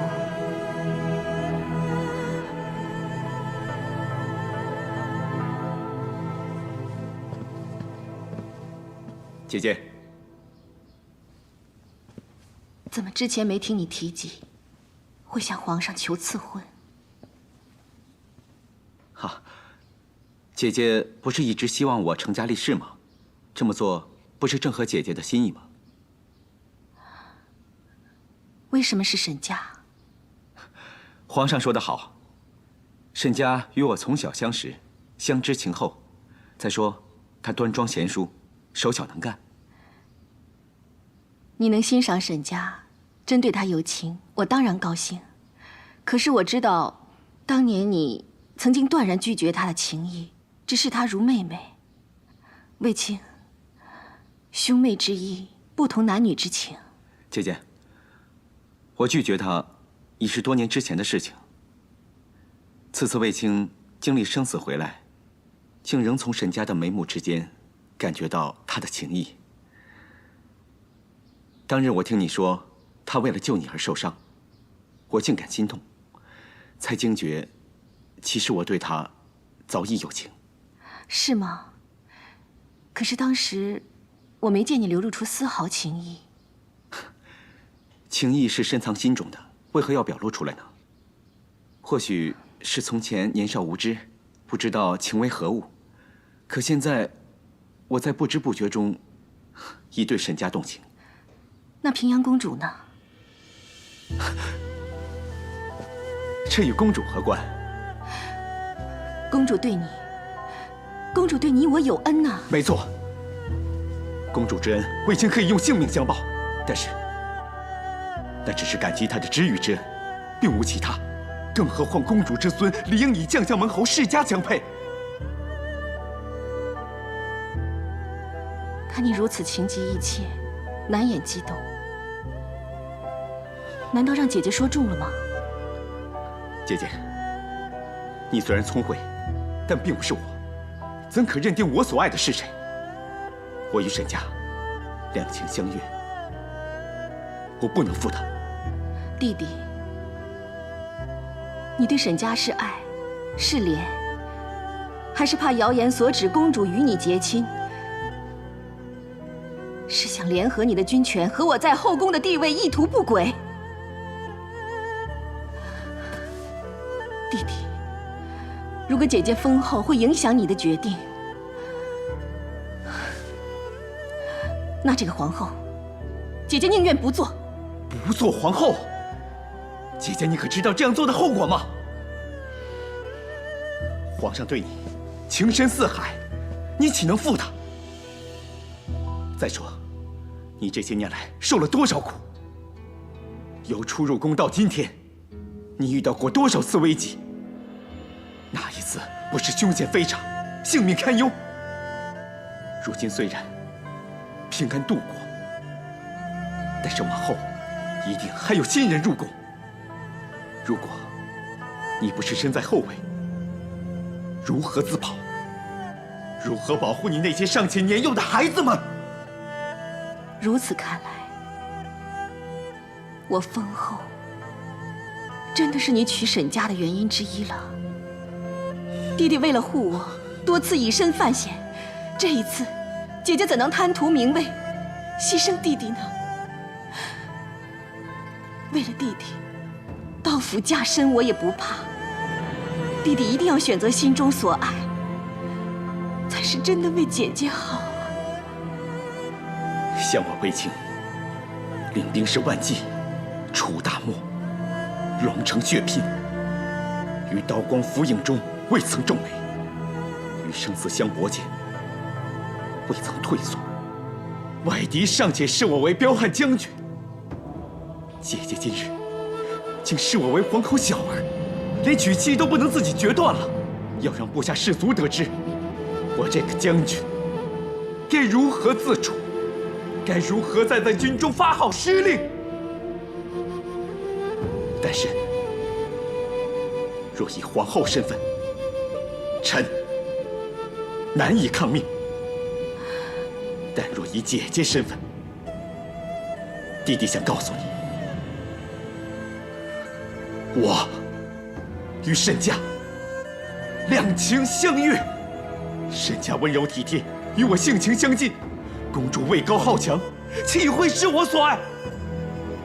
请姐姐不要多生事端，令我受皇上责难，令我被天下人和将士耻笑。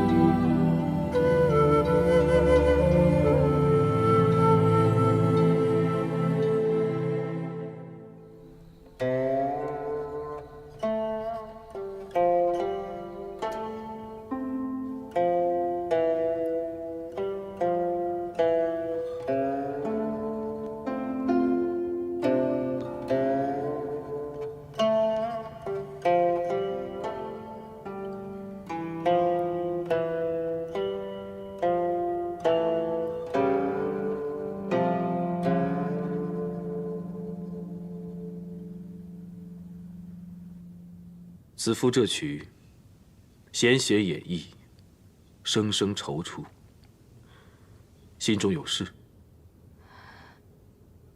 臣妾。子夫，来，过来。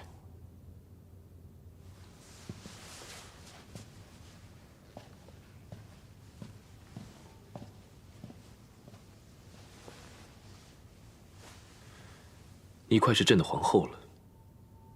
夫妻间不是该有乐共喜，忧忧共愁吗？子夫所忧，为夫愿意分担。陛下温婉一言，承诺重比泰山，子夫早已满足，其他一切也不用计较了。看来你是话中有话呀。想当日，陛下给子夫结罗印，说愿与子夫做一对互相扶持的平凡夫妻。这些年来，我们虽未平顺，但是相知相爱，比一般平民夫妇还要亲密呢。这当然。所以朕要你当朕的皇后。陛下，正因为已经相知相爱，当不当这个皇后真的不重要了。什么？相知相爱，全在乎心，不在乎名位。既然有心，就当正名位。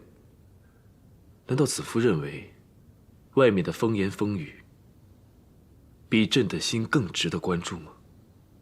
那些好事之徒，或因妒忌你受朕宠爱，或因不满姐姐势大，谣言惑众，你何必放在心上？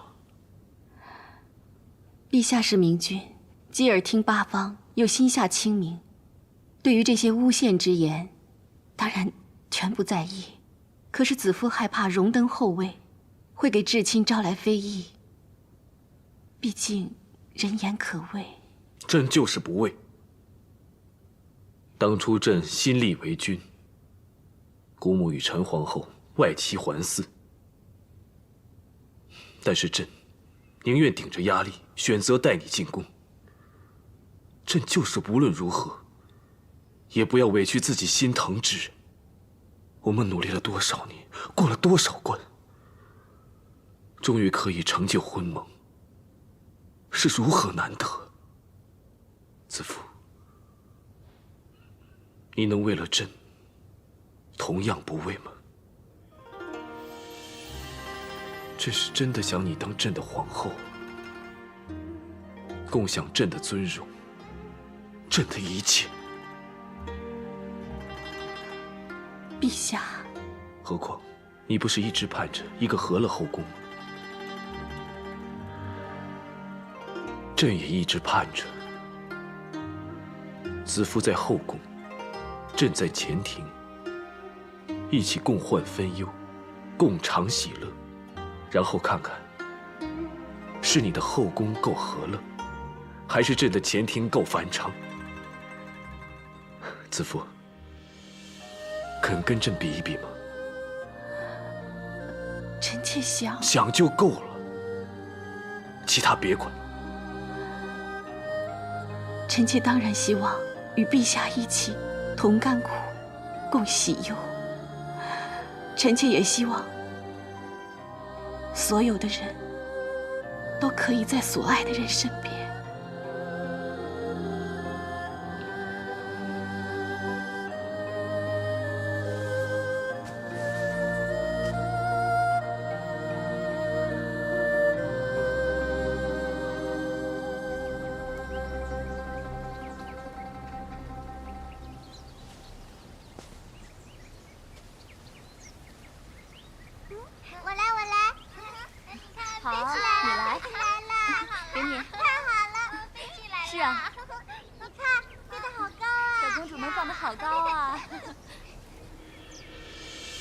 弟弟想告诉你，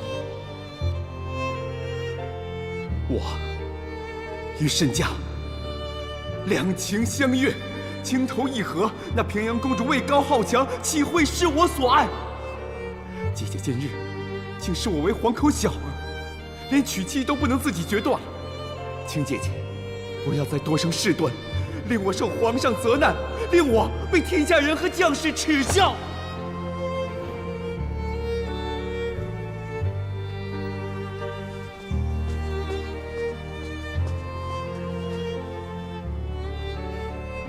子夫，怎么站在这里出神了？没什么，彩霞。哎，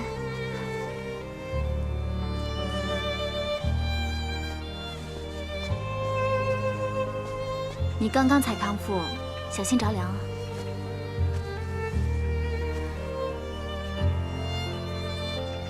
来。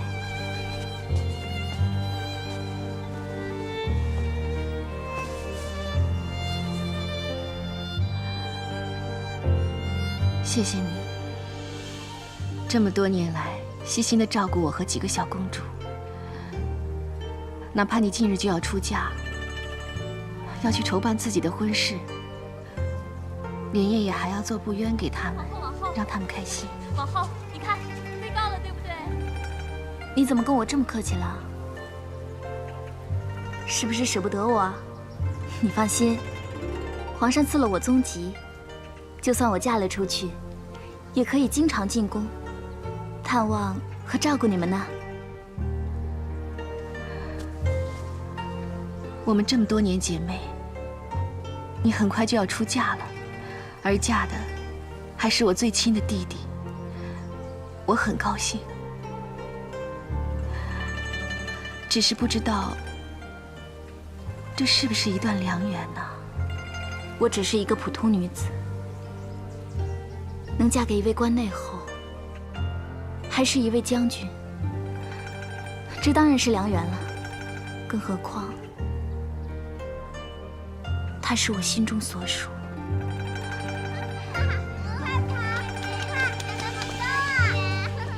好高啊！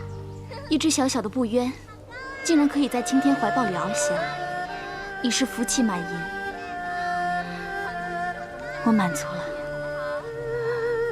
可是布鸢只能随风而起，随线牵扯，往往苦乐只能握在他人手中。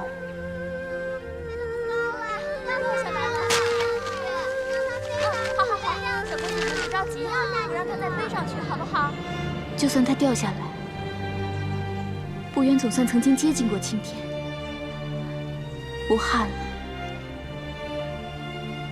对于我来说，青天只要肯让我接近，已经是天赐良缘。我一定会努力，让青天明白我的真心，任我倚天飞翔，生死相依。我去帮他们了，沈家。我想，我一定会幸福的。子夫，你祝福我吧。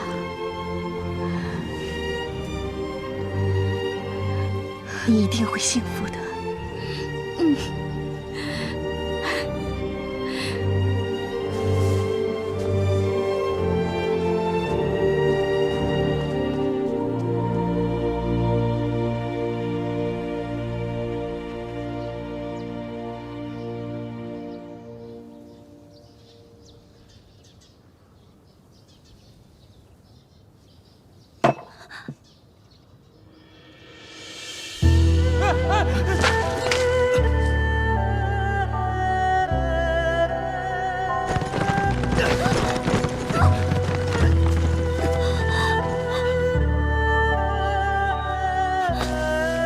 永远牢记对公主的承诺，一生为公主牛马。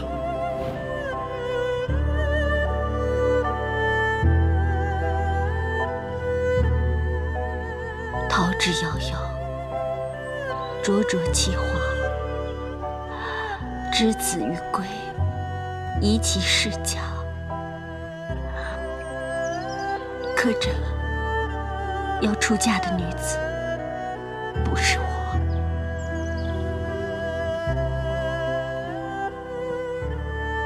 公主，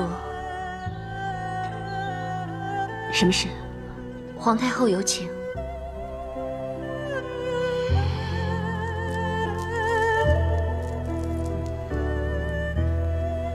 公主万安，皇太后金安。来了，快过来。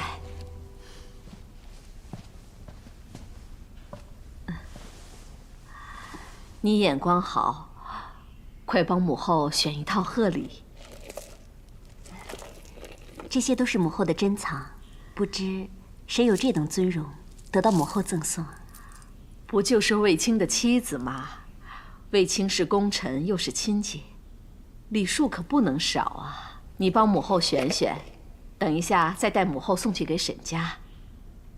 为何要我代送？难道又是为了澄清外面那些谣言？那些谣言，幸好你弟弟不信。若因避嫌而不册封子夫，可就失去了一个贤惠的皇后啊。子夫不日封后，他弟弟卫青又另有归宿，谣言自然就不攻自破了。最重要的是，你与彻儿的姐弟感情不为谣言所动，子夫与彻儿也能继续夫妻情深，母后就安心了。卫青这婚事，母后必定称心，想必母后少不了推波助澜吧？你这是什么话？他的婚事岂由母后说了算？当日卫青当众求你弟弟赐婚，你不也在场吗？母后哪有只言片语？其实，母后也有些惊讶。现在回头细想，子夫一直视沈家为好姐妹，早前子夫怀孕，沈家又曾舍身相护，保护子夫母子。如今结为姻亲，也是自然的。好姐妹。再说，她们也全是你引荐入宫的。现在姐姐封后，弟弟封侯，沈家以前守候子夫母子有功，以后也是为侯夫人。他们风光，也为你添荣耀啊。你弟弟感激你的大功，姐弟情分更厚更浓，你应该开心才是。你看，这个如何？送给沈家合适吗？但沈家毕竟是士婢出身，这么华贵的事物，沈家他怎相配？纵使沈家不配，但凭着与未来皇后的情谊，与皇后弟弟结亲的缘故，就匹配了。如果你觉得这些全都不合适，那你就另找一套得体的，替母后送去。好歹她出自你平阳府，你不欢欢喜喜地将礼数做得体面，就有失你大汉公主的风度。母后，这也是为了你好啊。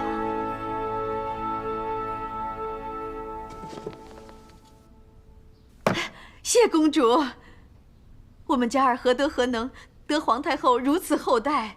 其实赐什么对我们来说都是一种恩赐啊，我们哪会挑三拣四的？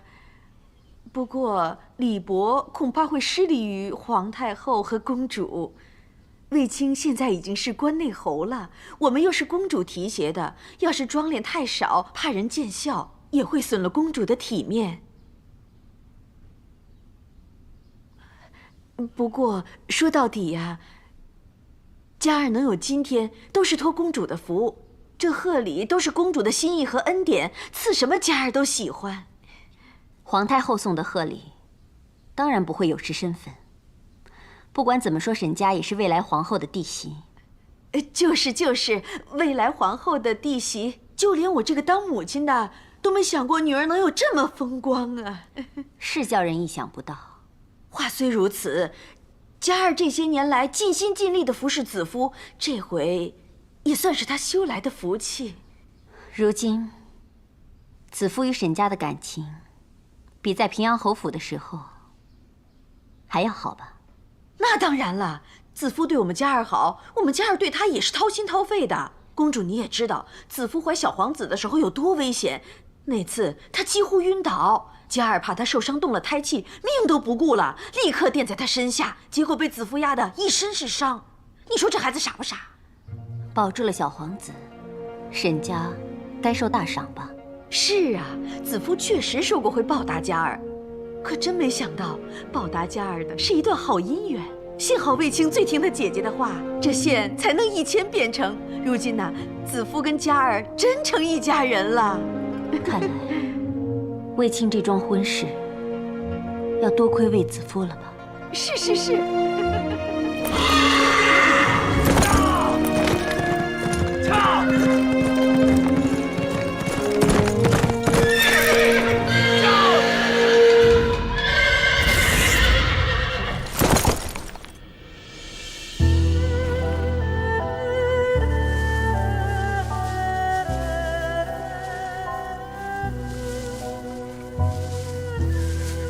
以后你要好好照顾自己了，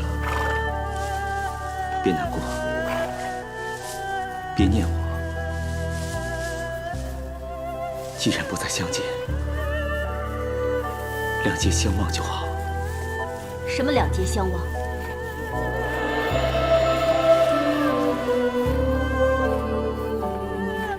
参见公主。你以后不来看飞鸾了？实在是有些忙。是啊，要忙着筹办婚事。我还为恭贺将军即将新婚之喜。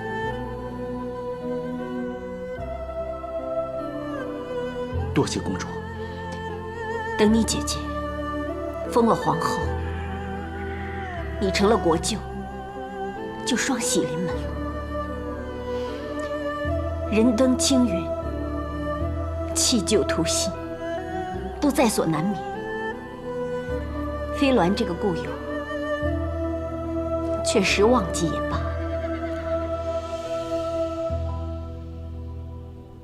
既然喜事重重，将军却为何在这里独自一人，孑然失落呢？我并未失落，只是因为最近忙着婚事，不能照看飞鸾，心感愧疚而已。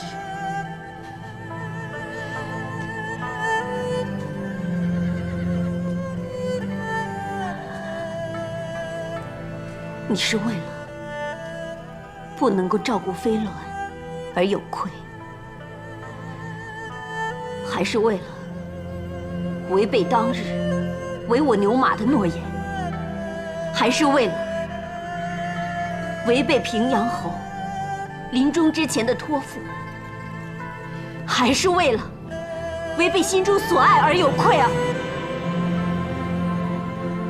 为情牛马之诺不敢舍，君侯托付更不敢弃。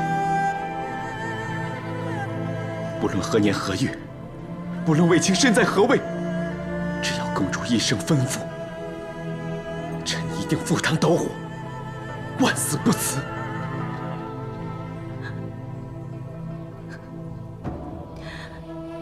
你的心到底？卫青只是赤胆忠心，只为报答公主的知遇之恩罢了。既然只为报恩，而非有情，你又为何在这里眷恋流连？这桩婚事是不是另有原因？卫青并无流连，婚事也是出自臣本意。当真？你看着我再说一次。你看着我，你为何而娶？臣的确是为爱而娶。为爱而娶，的确是。你最疼爱的就是你姐姐，你做什么都是为了她。翻马车，伤寒烟，为了她；擅自离宫，为了她；多番有求于我，都是为了她。如今连自己的幸福也割舍，都是为了你的好姐姐能当上一个美玉流芳的皇后。请公主不要妄加揣测，求公主忠心成全，不要再为难卫青了。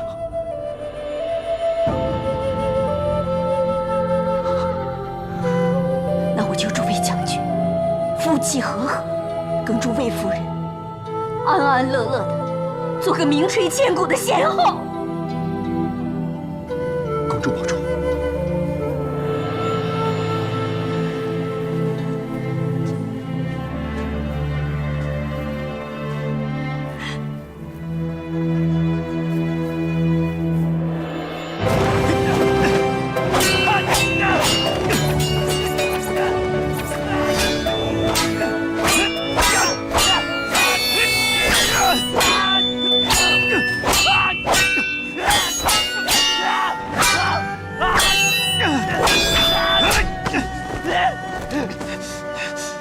你让我来是和你练剑，还是与你性命相搏？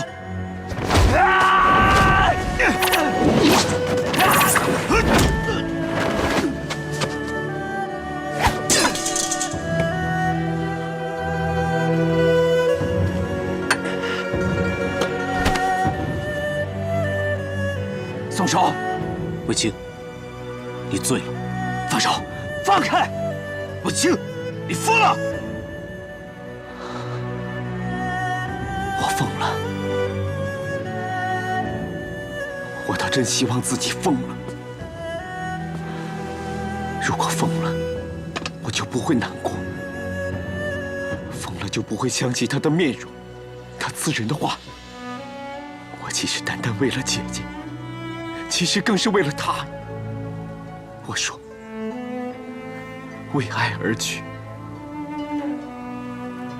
可她却不知道。我所说的，就是他。他与我在一起，只会被众人重伤脱马。他的一片清心，会被说成是扰乱宫廷的祸国妖孽。你是在说公主吗？而我的出身，只是他府上的一个小小马奴，怎么配得上他？他该有一个温文尔雅、皇亲望族，不用在战场上拼命的人相伴一生。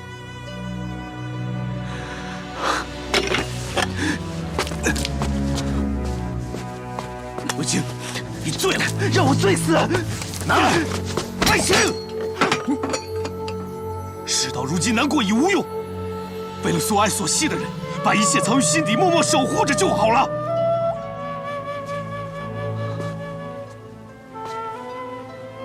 我何尝不是这么想的？可是，我让他伤心了，我的心好痛，好痛。事已至此，你身不由己了。我只想问你一句：沈家姑娘又如何？沈家，她会是个好妻子。她一心向我，无论是亲情还是友情，我对她也始终是友情。我会好好待她，不会让她受委屈的。既然你想得透彻，就放开怀抱，顺势而行。既已提亲，就贯彻始终；既已具爱，就彻底忘记，让所有关爱你的人都能够安心就好。